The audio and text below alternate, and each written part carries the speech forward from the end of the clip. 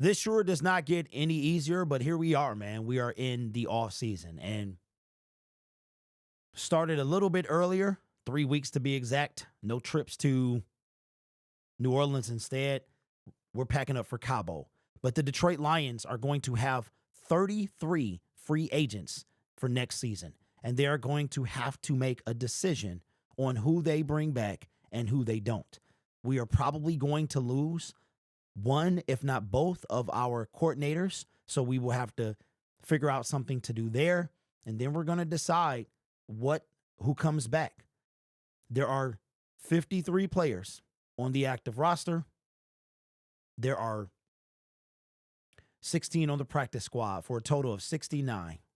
And a little less than half of the total team with those two rosters combined will be free agents in 2025. As a matter of fact, it's probably sooner than later, because when it comes to your own team, you can sign those players earlier than you can sign someone who is not on your team. For that, you have to wait until the second week in March. So the Lions are going to lock up some of these guys. And what we're going to do here is we are going to decide how many of these guys that we're going to bring back. So we're going to go one by one, try to be as quick as possible. And I want you to put in the comment section, I guess, since it's a lot of them, you can put whatever you want. Who do you bring back? We're going to start at the top here. Carlton Davis. These appear to be all unrestricted free agents. Carlton Davis, I think if the deal is right, you bring him back. Let's see what his market value is. 3 years, $41 million, 13 a year. That's a little bit less than what he was getting in Tampa Bay before we restructured. So let me know. Carlton Davis, I don't know. I think that's a little high. Marcus Davenport, no. Kevin Zeitler, maybe. I wouldn't be mad if we brought him back. John Kaminsky, I don't think he returns. Emmanuel Mosley, no. Levi, no. Khalil Dorsey, no. Kendall Vildor, no. Michael Bay. You know what? I won't say no again. I'll say yes. Michael Badgley, Kyle Pecco, maybe. Teddy Bridgewater, Allen Robinson, Ezekiel Turner, Ifeatu Melifonwu, maybe. Dan Skipper, I would. Pat O'Connor, maybe. Tim Patrick, I would. Mohammed, yeah. Ben Neiman, I don't know. Craig Reynolds, it might be time to move on. Derek Barnes. But Craig is a restricted free agent. That means something. So it's some situation where he can be matched or something like that. Derek Barnes. This guy here, Jonah Williams, Anthony Pittman, Miles Adams, Shane Zylstra, Trevor Nowalski, Michael Neese, Mitchell Agude, Connor Galvin, Owasika, Quan Alexander, Maurice Norris. You know, looking at this team of these free agents, it's like, yo, you're talking about grit. This entire squad was grit. There is not a name on this list that invokes any fear in anyone. Not a single name.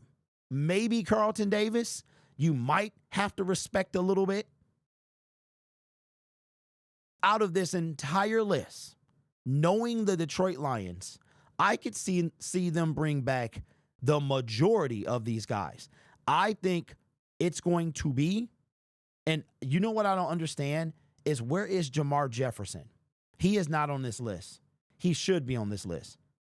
He was drafted year one under Brad Holmes and Dan Campbell. It's been 4 years. He's a 7th round pick. He should be on this.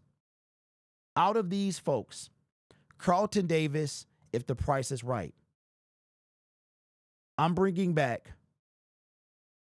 And also it's Tim Patrick. I'm bringing him back.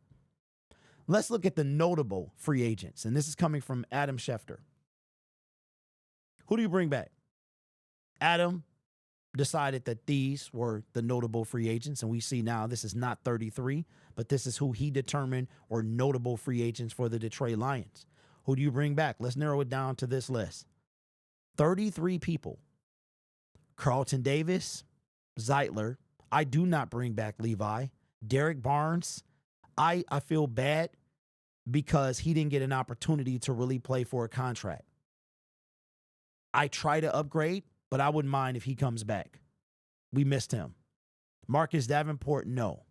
Tim Patrick, yes. Dan Skipper, I would.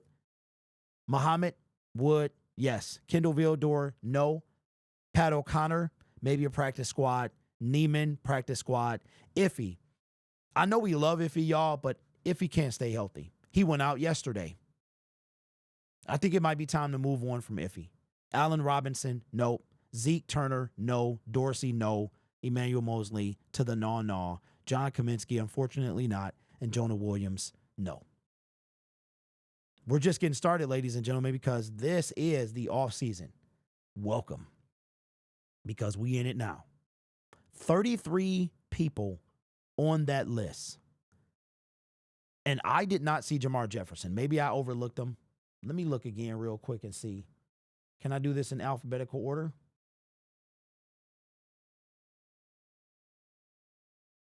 I didn't see him, but yeah, he should be a free agent. It's going to be a lot of turnover this year with the Detroit Lions. From draft picks that are not returning to free agents that we need to bring in. It's going to be a lot of turnover for 2025.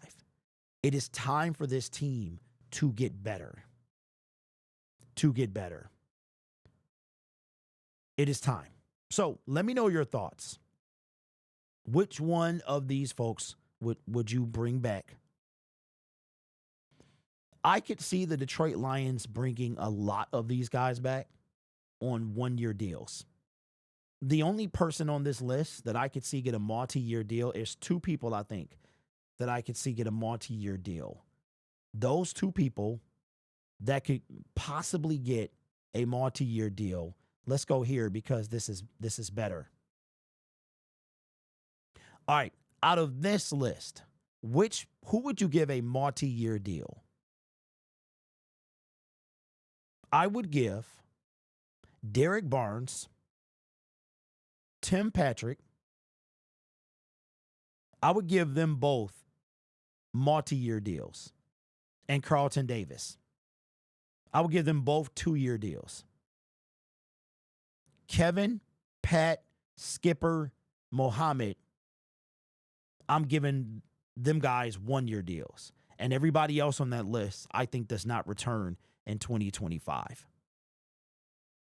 So, ladies and gentlemen, we've got lots to talk about, and we got a lot of time to do it. And it is still sinking in that our season is over after the fantastic season and the journey that we had in 2024. It's still going to take some time. And I said this, having some time to reflect on this year and last year. I've been hearing a lot of people in the comment section say last year hurt more. I think the only reason last year hurt more than this year is because we got eliminated in the divisional round. But I think this year was worse because last year we were ahead of schedule, according to some of you. We didn't have the pieces. We legitimately shouldn't have been there, but we were. This year, everyone expected us to be further than where we were. You don't have the best season that you've ever had in record, home field advantage, and get bounced out in the first round. Ladies and gentlemen, 2024 was a failure of a season. If you are trying to win, if you are into winning, it was a failure It was. To me, a failure is equal or less than where you got last season. I'm not talking about record. If you don't make the play, but 31 teams fell every season. That's true. I'm looking for progression. To me, the regular season is simply to get to a single elimination tournament. That's all it is. And for the journey, going to games, the camaraderie, the whole nine. That's what the regular season is for. But if you go 15-2, you have home field advantage, and you can't win a playoff game when last year we won 2.5. It should have been 3. With a inferior team, you cannot not call this season a failure. So put it in the comment section below. What free agents would you bring back? How many years would you sign them?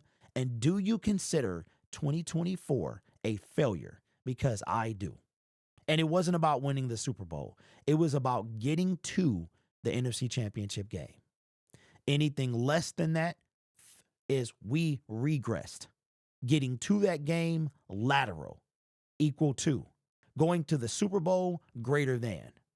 I will always look at it like that. Now, if we have a worse record for next season, but we get back to the NFC title game, that's a win in my book. That's a winning, that's a better season. That means we progressed again. It's going to be a long, brutal, honest season. And we're going to have tons of turnover, so be ready. This channel is made possible by viewers, subscribers, and members just like you. You could be anywhere else on YouTube, but you choose to rock with me. You guys are awesome. Take care of yourself and each other. And as always, go Lions. Buckle up. It's going to be a bumpy ride. And we got to talk about the end season press conference that should drop probably Monday or Tuesday.